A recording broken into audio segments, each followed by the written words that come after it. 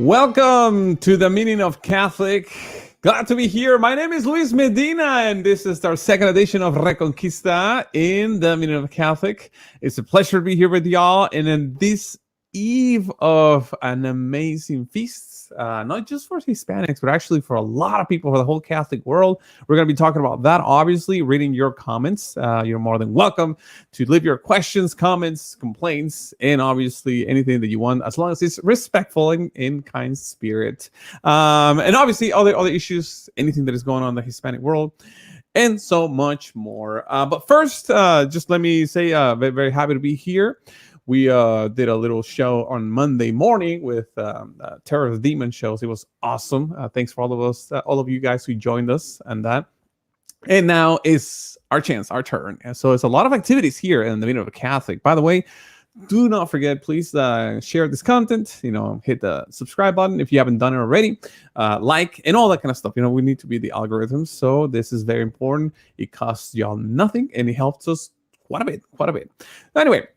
So today or tonight, actually, because it is, we started a little bit earlier today, and there's a reason why. I gotta go to mass. It's the eve of the feast of Our Lady Immaculate Conception, so we need to plan, get ready, and go to church, and hopefully everything will go well. So we have to move up a little bit the schedule for our evening show. Usually it's going to be around 6 or 7 o'clock.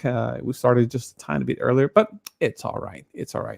So anyway, so tonight we will talk about something very important. Obviously, as you can tell, I'm wearing blue, even in my undershirt. It's the blue, navy blue. And it is because tomorrow we are, it's party time, it's big time feast for all of us Catholics. It's the Feast of Our Immaculate Conception, Our Lady, whom we all love a lot, particularly in the Hispanic countries. Is a big deal. It's kind of feast. And we'll talk a little bit about what unites us, so what we share in common, what Our Lady brings together with this feast between two societies, like the Hispanic society and the U.S. or American society. Also, if you notice, I'm wearing this, we call a ribbon. It's called a cintilla. In Spain, they sent that to me from all the way the motherland, from the Basilica of Our Lady of Pillar in Saragossa, Spain. That's one of my favorite stories, and I mentioned it with Timothy before. That's one of it's a bilocation of Our Lady. If you don't know the story, check it out. I'm going to just touch it very quickly. It is the first bilocation of Our Lady, at least that we know of. And it was around the year 40. Give or take the dates. And it was when St. James, the apostle, the only one whose martyrdom is recorded in scripture, St. James goes to what is nowadays Spain, that back then is Hispania, the province of the Roman Empire, and preaches the gospel, and completely, by human standards, fails, like absolutely a disaster. And Our Lady appears to him and encourages him and says, hey, keep preaching. One day this nation will be a great evangelization, like evangelize the world. Don't worry about it. Well, long story short is only a handful of people, no more than 12 people, heeded the gospel and that he was preaching.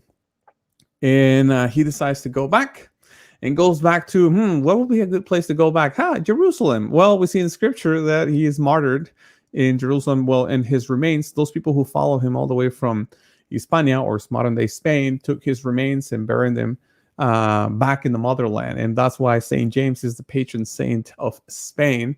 And the place that Our Lady bilocated and appeared to St. James was in this area called Caesar Augusta. And now they translate it as Saragossa, Saragossa. That's kind of the connection, and in a pillar. And that's where we have the Basilica of Our Lady of Pillar. And it's the same basilica that during the Spanish Civil War, interestingly enough, the communists or the Reds, the Republicans back in Spain, or Republicans here in the United States, dropped some bombs in the basilica, and they did not go off till this day. Well, I don't know with the whole rules about COVID and whatnot, but for a while you could see the bombs that were not detonated at all. They were like just there in exhibition as a testimony of how much Our Lady is protecting its people in the church. Because one of the first things that the communists trying to do is destroy the faith and anything that resembles that. So symbolisms and all that. Churches obviously go, and it's a great testimony. So all that to say that this little cintilla of this ribbon came from there. It's blessed there, and they sent it to me. It's a special privilege. I love wearing it. When I do my podcast in Spanish, I kind of show it off all the time. But of all nights, this is, the night to show it off. And I'm very thankful for Begoña, that's her name, the Spanish lady that sent that to us. So thank you very much. Anyway, back to Our Lady. So there's an interesting connection. And I'll start seeing your comments. Good morning, all of y'all who are on the other side of the ocean. Thank you for joining us. Back to Our Lady, Immaculate Conception. So if you notice, there's some interesting facts that we all know about how it was declared a dogma in the mid-19th century, and Pope Pius IX, and all these great things. There's actually a really beautiful story that I like to share with y'all, and I put the links actually in the video description, that it just amazes me. The Immaculate Conception, the dogma of the Church now, has been actually taken as a dogma for many Catholic nations before it was officialized, let me put it that way, at least by the Church standards. And one of those nations obviously was Spain. And the devotion to Our Lady as the Immaculate, not just, Theotokos or any other terms, but actually Immaculate, was actually very strong, very present already in Spain, long before it was declared a dogma of the Church. And as a matter of fact, the Tercios was a special unit. We'll talk a little bit more about them as we continue with the story. Declare her the patroness of the Tercios. There's during Spanish reign, there had that territories of modern day Flanders, or where there's the lower countries, the Dutch countries. There was a revolt. As you know, the Protestant revolt has already broken and spread. And different theological lines had spread throughout different parts of Northern Europe, Christendom. Well, in this area of the lower countries, Calvinism really took hold. And to understand this context with Calvinists, what we're doing at that time, particularly, they were going through churches and destroying any kind of images or icons. They were iconoclasts, in essence, so most of them. So, Calvinists were instigating this rebellion in Flanders, and just trying to break away from during the reign of King Philip II. It was during the 80 Years' War, and in 1868, if I'm not mistaken with my dates here, in this place in the Netherlands, there was they had to send the Tercios to kind of quell a rebellion. What were the Tercios? Well, the Tercios, it is believed, we don't know for sure, but the closest theory that we have is named after Tercia, which means three, and it was the name of a Roman legion in what is modern day Spain. The point is, these Tercios were elite units of combat. Well, the difference you got to keep in context is back then in Europe, warfare was for the elites. The smell of powder was the smell of just like you get your credentials. It was actually prestigious. Peasantry did not really engage in a lot of war. There were more mercenaries, and the peasantry were basically left to do the sailing, like the crossing across the world. Pardon me, like sailing across the world. So to be a navy infantry was more of a less status for the naval powers than to be a soldier in the field. Well, also the armies did not really recruit just anybody. Well, Spain turned everything upside down and had this weird novel concept saying, hey, you know what? We're going to make every citizen a potential soldier. How do we do that? We're going to train them. We're going to pay for them. We're not gonna spend in luxury like uniforms because we don't, it's gonna cost us a lot of money. But we're gonna make sure that they have something that identifies, like a ribbon, something that identifies them.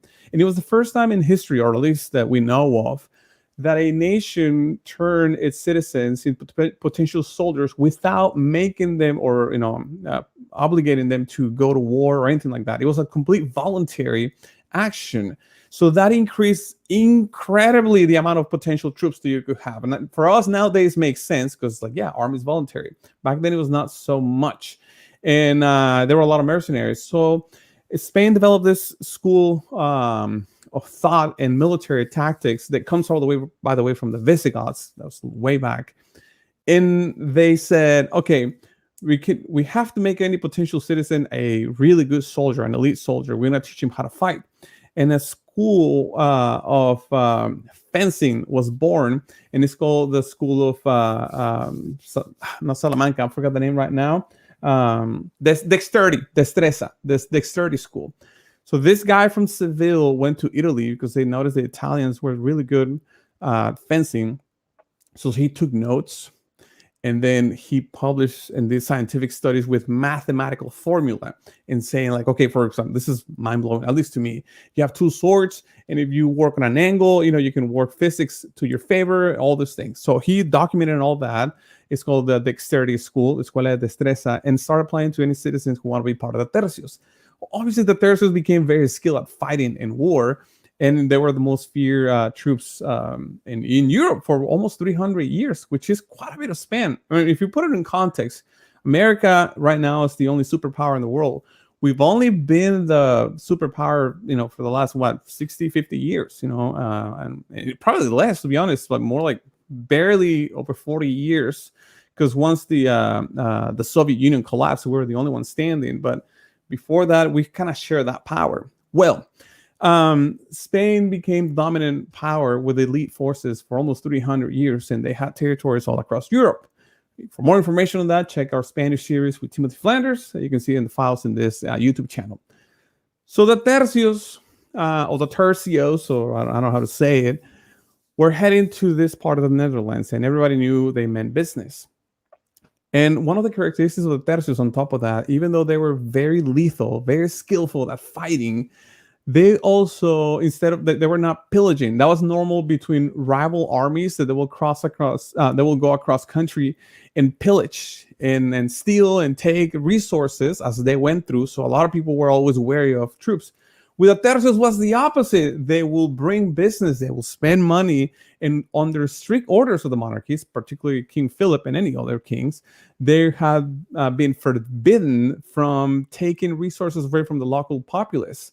In the opposite, actually the opposite was for them. That they went, and that meant, we can sell, and some of them even traveled with the Tercios wherever they were heading. And they were all they were asking originally was safe passage. It was something that nowadays for us, makes sense because we have human rights and civilians are not to be touched and all these things. Back then was, not necessarily a common understanding.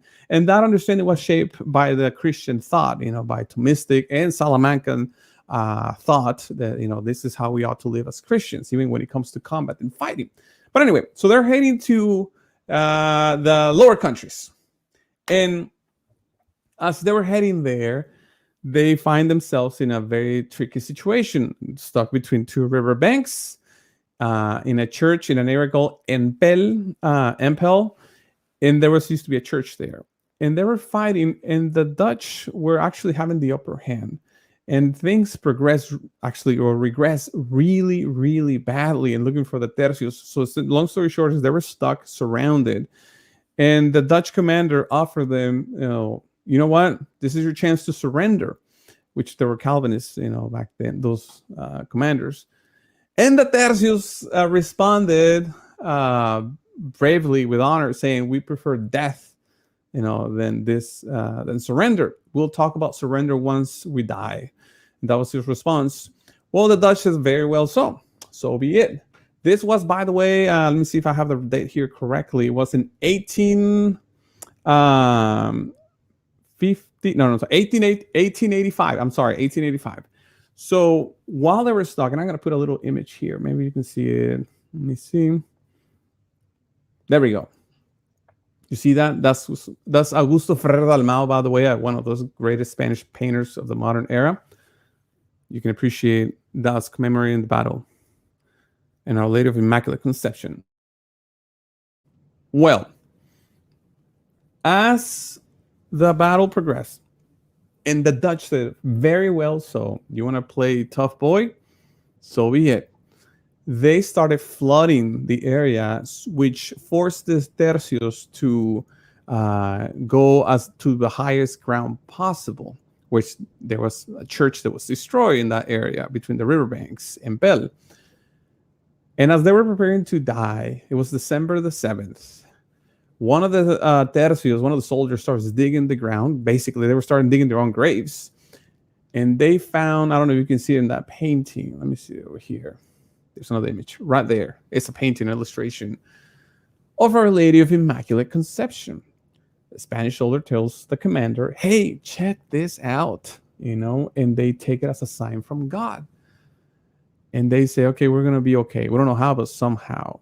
Well, that was December 7th.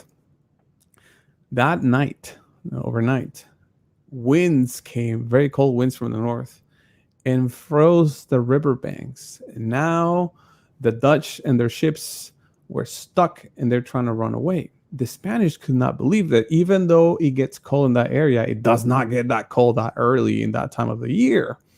And they were hard frozen. So the Spanish now have solid ground to do combat. No longer were stuck in muddy waters. That changes the whole game for the Tercios, for a elite unit that is used to ground combat rather than sea combat. And they took it as a sign from God. They walked on foot and fought and overcame against all odds. And it's known as the battle. Well, in English, it's known as the Battle of Empel, but the real title it is the Miracle of Empel, because there was no way, no chance that the Spanish can overcome that at all. I mean, that was just impossible. But obviously, like anything, all glory belongs to God. And thanks through God and his merciful hand, we can overcome obstacles. That's an important lesson, by the way, for us that we're going to touch later. So they overcome. In fact, I put a link there. We're going to read a little extract from the text that was translated. I like this is one of my favorite translations, and I put a link to read the full description. It says, located north of the city of Valduc-Empel, had a strategic nature for its location. That night, 5,000 men of the 3rd Tercio of Zamora were facing their 5th day in the cold, hunger, and rain in Bommer Ward, between Meuse, the south, and Wall to the north rivers.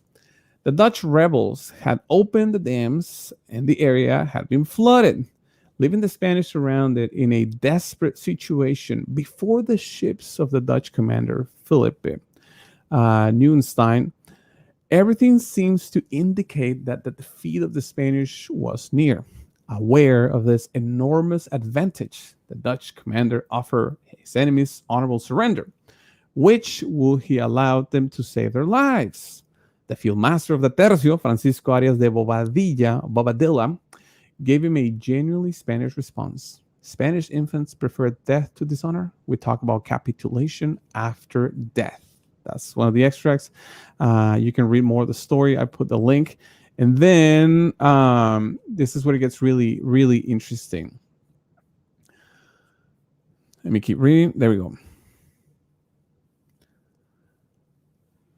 It says, after the unexpected victory, the Tercios declared the Immaculate Conception their protector.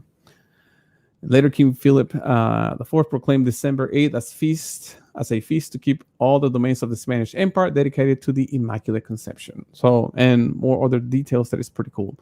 The point is of this story is to show that there was an early devotion already in Spain.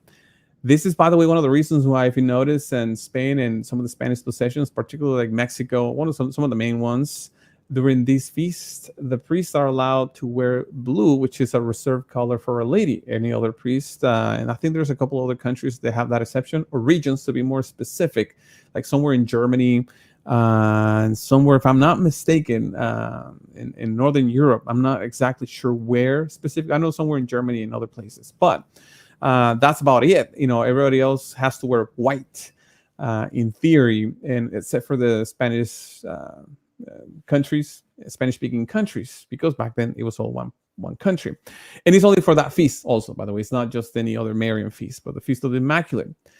So that devotion was there when it was declared dogma in thanking Spain for its push for the dogma, for the doctrine of the Immaculate Conception. Spain was a huge advocate from early on. That's what the Pope Pius IX gave him in granting that privilege of the Spanish societies. So Our Lady Immaculate Conception obviously is a big deal in Spanish society. You might be tempted to think, well, that's cool, but we're in America. There's nothing that connects us here in America. Oh, that's where I love to say a lot of people, you're wrong. In America, also, Our Lady was proclaimed by the bishops here in this nation as the patroness of America. Specifically, Our Lady of Immaculate Conception was proclaimed patroness of America in 1846. Now, to give us a context, the Dogma of Immaculate was promulgated in 1854. There was 8 years before the Vatican made it official. And so America was already ahead of the times, to put it that way. America's a much younger nation, clearly, so they're not going to have the clout in history when it comes to Catholic history as other nations like France, Spain, England, etc. But it's pretty remarkable, actually, because America hadn't been, like, probably not too long before it was an independent nation, and there were already the bishops here in Baltimore pushing and advocating for America to be under the patronage of Our Lady of Immaculate Conception.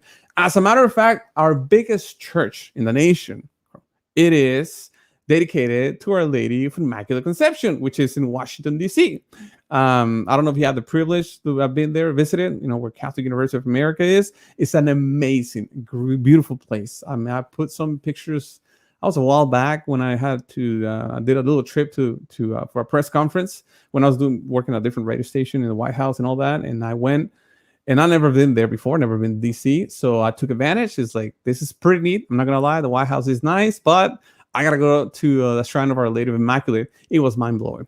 I loved it. I mean, it was like one of the best experiences. And I took a bunch of pictures and videos, and I uploaded them on my Instagram, if I'm not mistaken. I'm pretty sure it was there, because I don't think it was a Facebook. Anyway, so if you want to check it out, send me a message if you haven't been there. What a privilege. So America is under the patronage of Our Lady. The Spanish society is obviously under the protection and patronage of Our Lady of Immaculate Conception. This is an important dogma. It's non-negotiable, by the way. As Catholics, we're required to believe. This is in a lot of the, I was surprised, to be honest, in a lot of people who are converting to Catholicism, they have struggles with Marian dogmas or Marian doctrines or the papacy or whatever. Some people are sacraments and all that. I'm surprised. I mean, for me, it was never a really big issue, but I'm surprised for a lot of people is. And I noticed, talking to some Protestant friends, they I can't help to think they have this, I don't know how to explain it, this interesting pattern of thoughts. The way they see Our Lady is a little bit, it's a lot of it off. Let me put a little example. Maybe we can make some distinctions. So if like in Greek mythology, usually, and I'm not an expert in Greek mythology, clearly, but the deities of the gods, whatever it is, commune with humanity in a weird way. In other words, is the gods use humanity. They have relations with it, and my gods are born out of it. And it's a weird concept. But at the end of the day, the theme is that the gods of the Greek world need humans, and they become like incubators, so they just utilize them, the humans, they're creatures. And it's kind of a messed up way, because we kind of give the wrong understanding of life. Well, we Catholics, obviously, we don't have that way of thinking, that understanding, and the way Catholicism understands it, which is the true faith. Our Lady was not an incubator. So when I hear people who have problems with Our Lady being immaculate, or not being so special. I'm like, well, I kind of see like the pagan thinking there a little bit. To reserve Our Lady just to a mere incubator or mere just like a receptacle or something like that. It's just incomplete, and obviously it does not honor God. Ironically, it does not really honor the Lord, because it reduces our Lord to just like any other Greek mythology character, which is obviously the furthest thing from the truth. Simple as that. So this is one of the things to me made more sense, is the perfect balance between God interacting with humanity without needing it, and actually humanity being redeemed to the standard that God, or the original intention God had for us. And it's a beautiful, beautiful dogma. At the end, and before we run out of time and check out the comments, you may wonder, well, that's pretty neat and cool. Why would I care about this dogma? I'm Catholic, that's fine. Hail Mary, conceived without sin and all that. But why would I care? How does that affect my life? Just like in Spain and other occasions that you face unsurmountable challenges and you cling to Our Lady, and use and call for her protection and guidance. We are facing something bigger than the Dutch or the Protestants or the Muslims or whoever. We're facing something bigger in our day and age. This is not our fault. This is just where the times we're born in and placed in by divine providence, and we should be thankful for. So what we do is what our ancestors did. We call for Our Lady for intercession, because the glory is going to be at the end for God, and that's what Our Lady is going to ensure, that the glory goes to God. This is exactly what we should be following. We are facing in our public schools and public spheres incredible amount of assault, not just on the faith, that anything that is decent, anything that is righteous, anything that is sane, so this is the way we combat it. I keep saying that in every interview they give me, is when they ask me, how do we fight this globalist order? How do we fight this new world order? How do we fight whatever you want to call it? And I was just, with prayer, man, because the glory is not supposed to go to all the people. It's not. We don't need a leader. We need Our Lady here. This is the way we're going to overcome all these challenges. So this story should serve as an inspiration for us to face whatever we have from the world, because the other option we have is to run away and say, well, let the world burn and let everything go fall apart. Well, that's not really our calling. We're Christians. We're supposed to redeem things.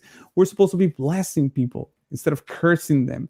And in order for us to have that strength to bless, to be salt of the earth, and to be light of the world, we definitely need to increase our devotion to Our Lady. We need to be praying our rosaries. We need to obviously be promoting and advocating for the dogmas of the church, particularly the Immaculate Conception dogma.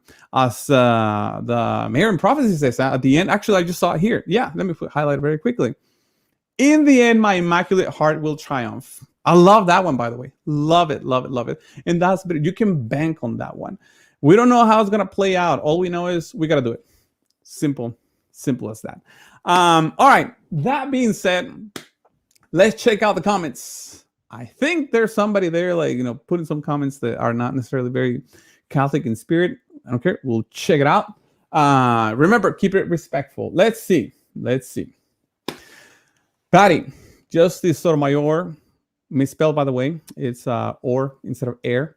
Sotomayor was put through law school and got her job by globalist anti-America programs that have been working decades to put far-left communist Hispanics in position of power. Yeah and nah. I mean, yeah. Governor Richardson was another graduate of these Reconquista programs. I don't think they're called Reconquista programs, my brother. And Governor Richardson, if I'm not mistaken, you refer to Bill Richardson, former governor of New Mexico, Democratic governor. At one point, presidential candidate and diplomat that worked negotiations a lot with North Korea, interesting enough. Super liberal, by the way. Yes, of course. But, I mean, it is what it is.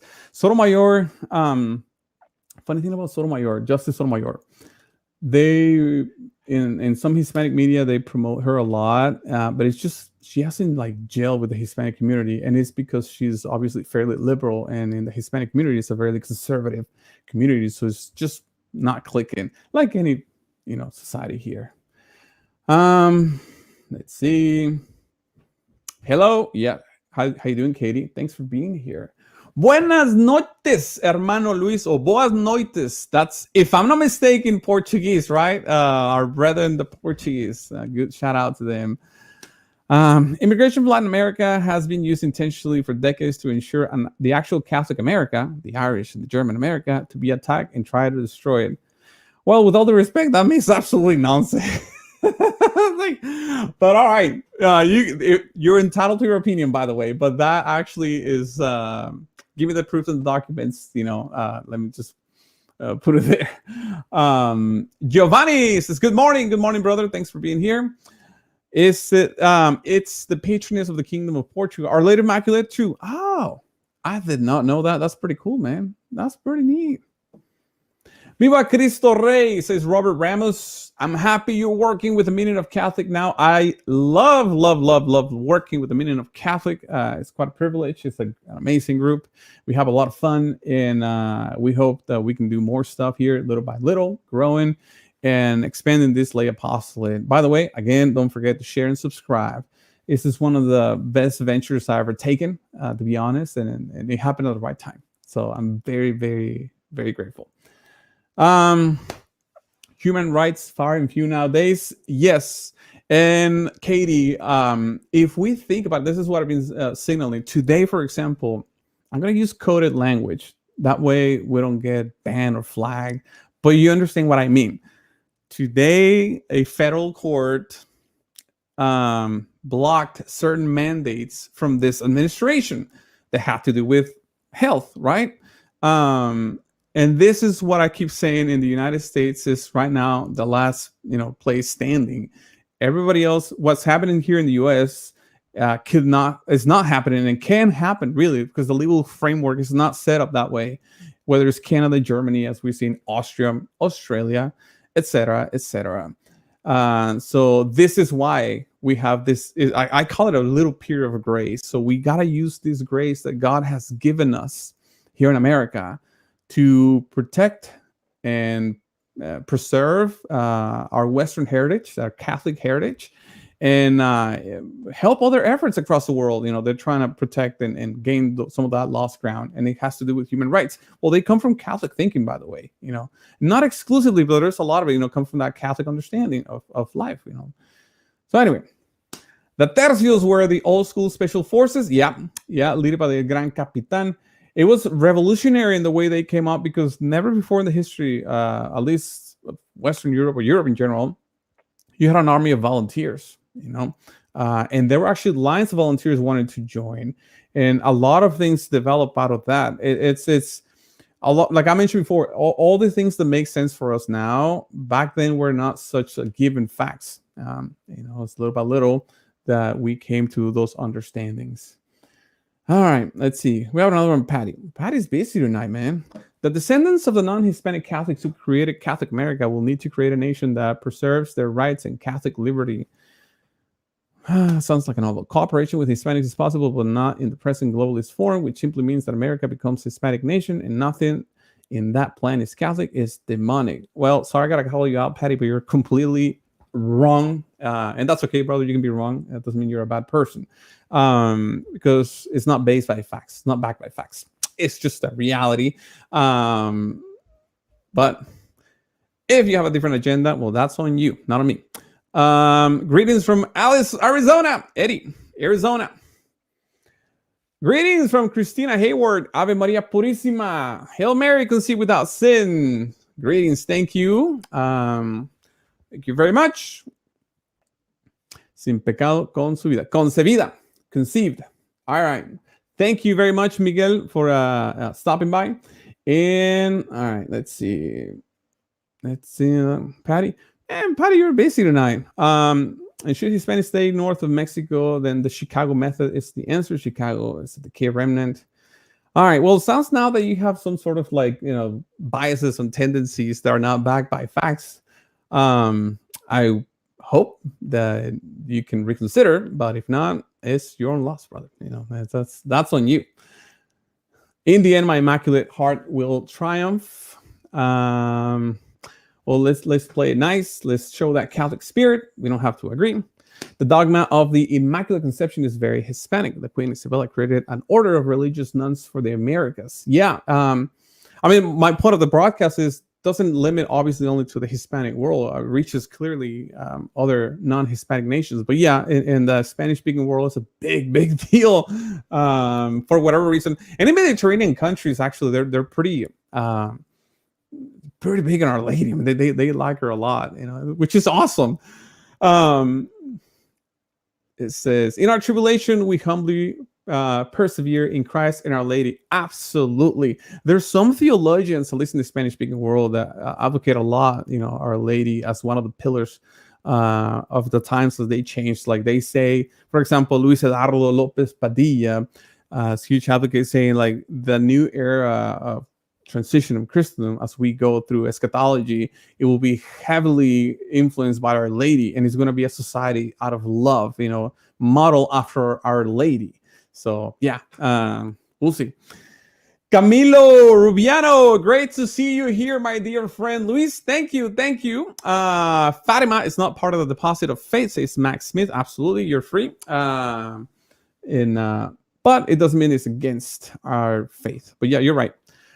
Patty, you should not speak in such broad and careless generalizations. Hispanics have been in this territory for more than 3 centuries, not just from 19. Yeah, absolutely. Again, it's not backed by facts. It's more feelings, and feelings don't matter in this regard. But it's all good. It's all good. No need to engage in those not so kind discourse. I couldn't with this guy anymore, Anthony. It's, hey, you know what? It's all good. You can express yourself. It's fair, and it doesn't really affect anybody, and they're just words, mere words, and our response should be more of again, just kindness. And if somebody doesn't want to amend ways, well, that's on them. Luis, what books would you recommend to learn more about Catholic history in Spain? I always like to start with one of my favorite authors, especially because it's not an academic version of this. It's the Crossing of the Ocean, or in Spanish, La Cruzada del Océano. It's put in like layman terms from Jose Javier Esparza. It's a journalist and historian from Spain, the motherland. It's the guy who has the little eye patch, and it's in a network called Toro TV. He writes in very good, understandable terms. And what I like about him, again, he's not perfect, is the fact that he, there's the black legend, as we talked before, but also the pink legend, the rose sailing, or the pink legend, where the black legend says, oh, everything that Spain did was horrible, which is obviously not true. And the pink legend says, like, Spain did nothing wrong. He didn't do nothing wrong. So obviously that's not true. Societies clash and collide. And there's just like, look, think of it this way. When you talk about, what Spain did, which is far better than what anybody has done, but still there was mistakes and sinful people at the end of the day. It's the macro picture of a micro reality. So when two people get married, obviously, it's the union of two families. And that union comes with friction, by the way. If it happens in the marital level, in the familiar level, think about it in the societal level.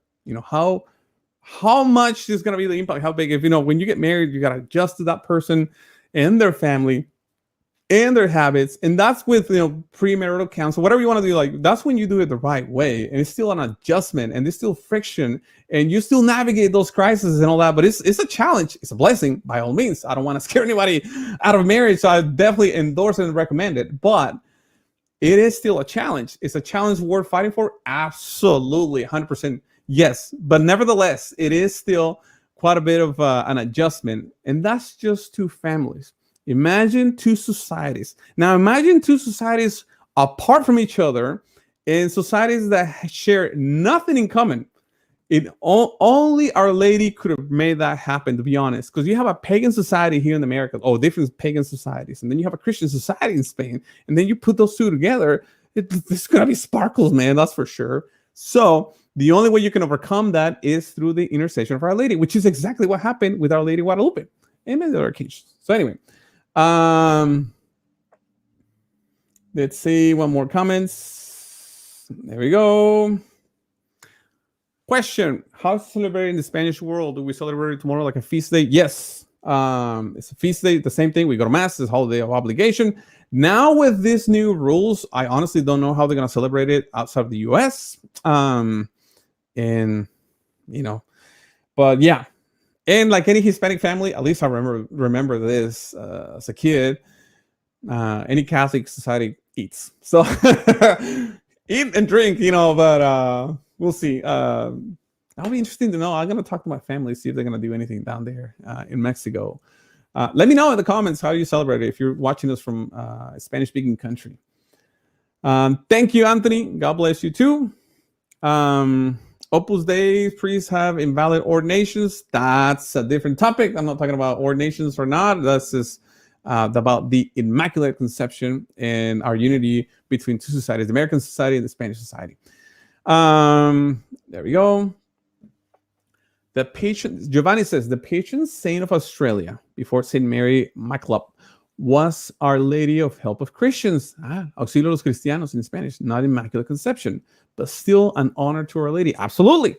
And we need all the help we can get at the moment. I agree 100%, my brother. Amen to that. And obviously a lot of y'all have seen and heard testimonies from exorcists, and whether it's Father Ripperger, Fortea, whatever. And they all emphasize how important it is to seek the help of Our Lady. This is personal opinion. I'm not an exorcist, obviously, or nobody qualified, but I've seen the effects of clinging to Our Lady and asking her for help. She will always, like a loving mother, will look for the best for you. She will always lead you to Christ. That's her job.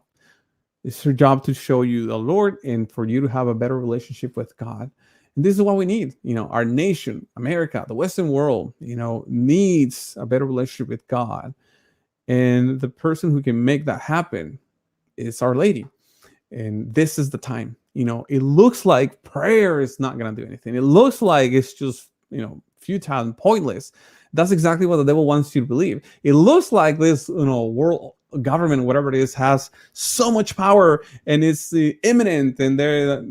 But I remind people they're not omnipotent. They're not omnipresent. They're not omniscient. So we got to keep in mind that. And they flee at the sound of Our Lady anyway. So that's all we got to do. This is the time, by the way. This is the time. It says, Katie, no mass in Germany for those who have been submitted to a health experiment. Interesting. That's a key word, by the way, for those who are not watching and just listening. Yeah, that kind of, that rubs me the wrong way. And I still can't believe that. Wow. That's right. Australia's situation is getting very grimy. Man, we're praying for y'all. That's for sure. Katie, are you in Germany? They're asking. That says this democratic regime needs to fall.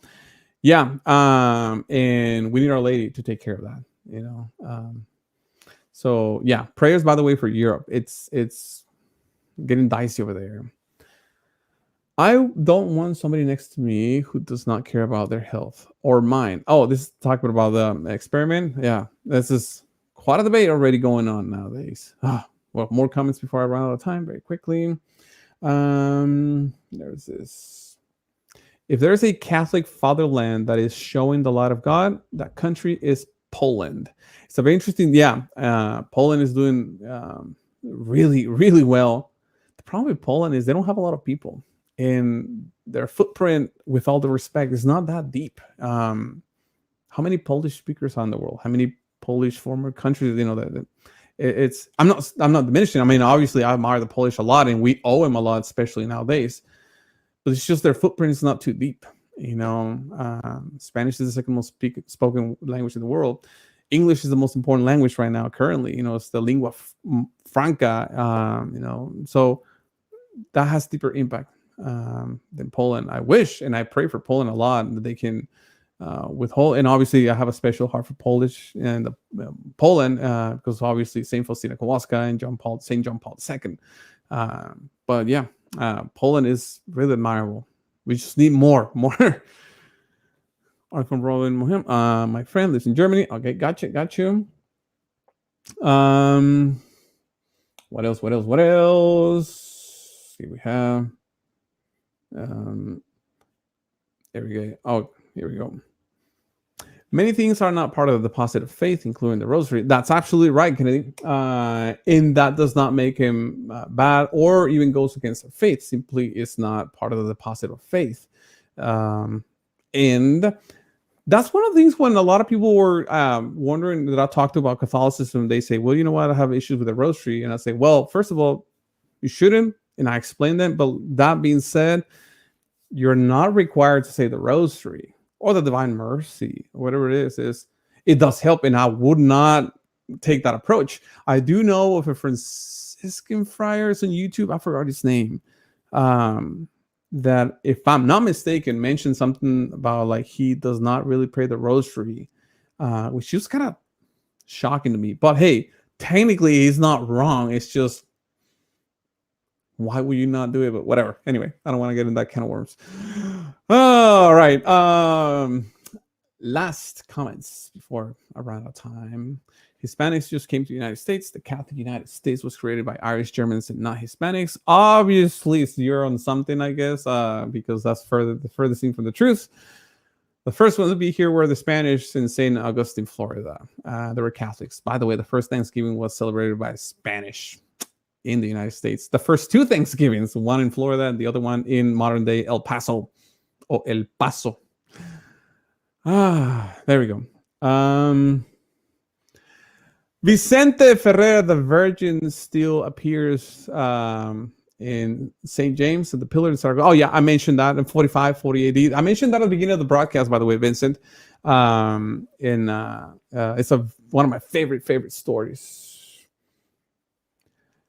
After the death of the last apostle, nothing can be added. There, corrected for you. That sounds kind of Protestant, to be honest. I'm not accusing you to be one, but that sounds kind of Protestant a little bit.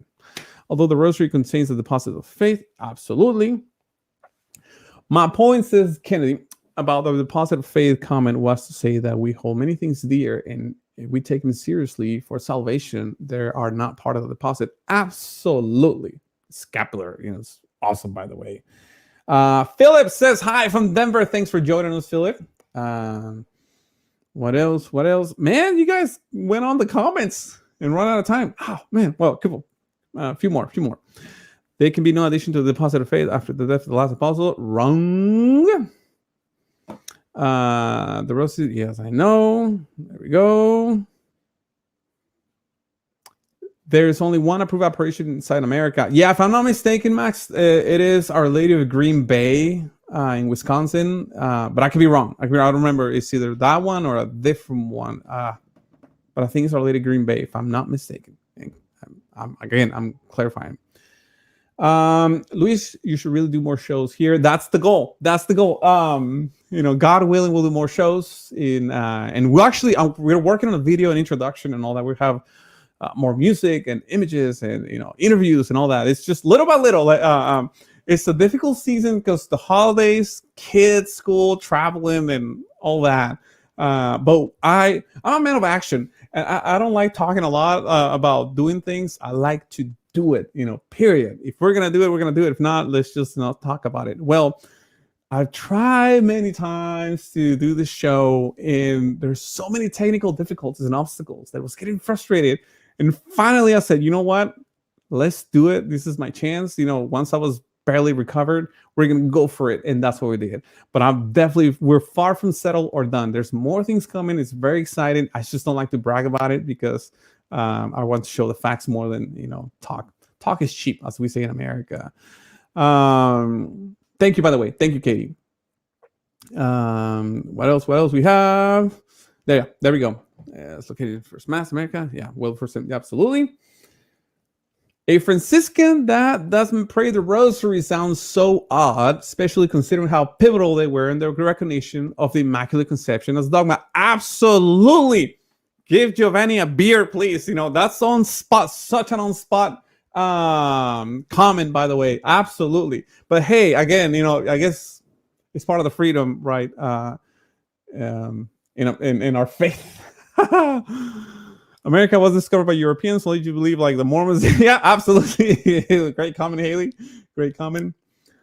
Luis, What's your view of Franco and why? Interesting. Thanks for that question, Crazy Cajun Ecuador.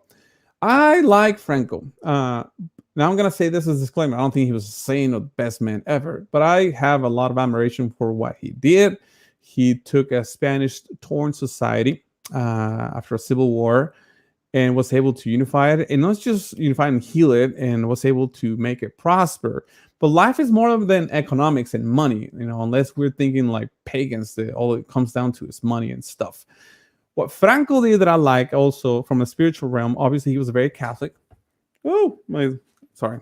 I'm going to put it here because I don't want to forget it. He sponsored a project called the Valley of the Fallen, El Valle de los Caídos. And the purpose was a prison, and they bury both sides of the victims, the Civil War, the Republicans, and the Nationals. And Franco said, the war is over, and this represents the unity of a Spanish society. We're not enemies, we're brethren. We were fighting among brothers, but we're still brothers. And this represents that. In the middle, obviously, was the cross. And it's the biggest cross in the world, by the way, the cross that sits in the valley. It's outside of Madrid. I've never been there, obviously, but it's like about 40 minutes away in the Sierra of Madrid. It's a beautiful place, what I heard. And clearly, obviously, right now, the current government, the leftist government, is trying to destroy it. But that's what I like, because it was somebody who had a very strong Catholic understanding. He was not perfect. He made lots of mistakes. Who doesn't, right? Starting with me as a father, I make a lot of mistakes, and I love my daughter. So let alone somebody who has the reins of a nation. Now, the other question that people fail to ask often is, well, I like him and I admire him. Do I think that he will be the guy for the times like today, to lead a nation? I don't think so. I can be wrong, but I don't think so. Things change and we need different kind of leadership. But at the time he arose and he did his job, he served well. His time is gone. It's over, and we can learn and thank him for it. So, well, yeah, I have a positive view of Franco. That does not mean I approve everything that he did or I endorse it. Is a different situation. Don't forget the Italians. Yeah, our brethren, by the way, we're part of the same group. In fact, a big part of Italy was part of Spain for the longest time anyway. Brother Francisca Corona, surely he praised that. The Coronilla, which is devotion. I hope, I don't know. He didn't specify what kind of devotions he praise, but it's just, I noticed he mentioned that the rosary. Our Lady of Good Help, is that the one in Wisconsin, Haley? That's the one, because there's two scenarios in Wisconsin. I don't remember, but anyway, there he goes. Father Frank, I assume you mentioned Frank Pavone, that promotes Our Lady of America. I don't remember. I gotta check on that. To Virgin of Coromoto in Venezuela. Let's see. Woo, plenty of comments. Okay, a few more, because I gotta sign off. I gotta go to mass. It says I live in Wisconsin. Something I learned. Oh yeah, Wisconsin's beautiful. I've been to Milwaukee twice, by the way, and it's a beautiful place. It's a little too cold for me, and I got used to the Texas weather, so it was weird when I went to Milwaukee. And it was late May, almost June, and it was still kind of chill, and the trees hadn't bloomed. I'm like, okay, I don't know about this thing, but it is beautiful, and certainly enjoyed my visit there quite a bit, that's for sure. Minute Catholic, thank you, Luis. Un abrazo. By the way, for those of you who speak Spanish, check out La Fe de la Iglesia. That channel, you see the icon, follow them. Jose Plasencia and his wife Sharon have an incredible testimony. They both were, and I'm sorry, brother, I'm gonna just bring this out, but I think it's an amazing testimony you guys have. They were both Protestants and converted to Catholicism. That's a journey that is like a very special. Check it out in their channel, and he has plenty of quality guest interviews, tips for evangelization, Bible studies, and all that. If you speak Spanish, check it out. La Fe de la Iglesia is an amazing channel. Subscribing and obviously share. May 13, 1917, Our Lady of Fatima says, the Rosary every day, August 19th. Pray very much. September 13th. Continue the Rosary every day. June 13th, which is my aunt's birthday. Giving a Fatima prayer to the Rosary, October 13th. I am the Lady of the Rosary. I love the Fatima story. Polish, like Italians, were greeted by the Irish and Germans when they came to America. It was the Irish alderman who lifted his Catholic neighbor up. That was how Catholic America was built. Incomplete picture, by the way. Let's say, have you made the pilgrimage to the shrine? There we go. More. The shrine is 15 miles northeast of Green Bay. There's a mass outside each year on August 15th. Not once has it been rained out. Holy Hill is another pilgrimage in Wisconsin Basilica. That's Wisconsin, a very interesting state. I like it a lot. It has a strong Catholic heritage. The Midwest in general is fairly Catholic. The interesting thing we're seeing now is the South is increasingly becoming more Catholic, obviously through the Hispanic presence, and in general the faith is spreading. Yeah, it's not just exclusively through the Hispanic presence, but it's an interesting phenomenon. I'm very pumped and excited about it, to be honest, to see more Catholic growth in the South, especially since I live in Texas. Catholic, will you please bring priests? Yeah, that's the goal. Yeah, thank you. Thank you very much. Says you must visit the Basilica St. Joseph in Milwaukee. It's a replica of Vatican. Oh, 1/4 of the size. Really? That's so cool. I gotta check it out. Yeah, absolutely. All right. Yes. Fatima is the only thing. There we go. Sonia Corbett is a great convert from the South. Absolutely. Thank you very much. One more comment. In the basement of the Green Bay Shrine, there's a smaller chapel. And the rear of that chapel had a collection of crutches from cure that happened there. Wow. Okay, that reminded me, Max. When I went to Montreal, I went to St. Joseph Oratory. St. Joseph's my patron saint. I'm named after him. My first name is Jose. Like any Mexican kid, his name is Jose. But St. Joseph is my patron saint. I go by my middle name, Luis. But so we were in Montreal. And obviously I went to Notre Dame in Montreal, and it was awesome. But then I went to the oratory at St. Joseph, and I remember seeing in the basement a wall full of crutches for all the people who were healed that went there to the oratory. And it's impressive, and I could tell it was a different kind of beauty, because aesthetically speaking, it was not as rich and stimulant as Notre Dame, because in Montreal, because he has all these sculptures and statues and his beautiful paintings. It was a little more somber, but it was just big and impressive. And you can see Montreal from there. One of the greatest experiences I ever had. So, yeah. Jose. It is what it is, brother. It is what it is. Thank you all very much for joining us. Hopefully, we'll be back next Tuesday, unless there's some conflicting schedules. There's my daughter's birthday, so I might not be available, but hopefully that's the plan. The plan is to be here next edition for the Meaning of Catholic, Reconquista in the Meaning of Catholic.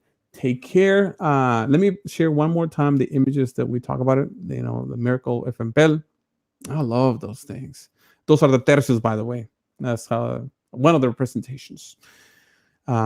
Check out that story. It's really nice. But anyway, till next time, my name is Luis Medina. And remember, as we say, que viva Cristo Rey en Ave María Purísima, sin pecado concebido. Till next time.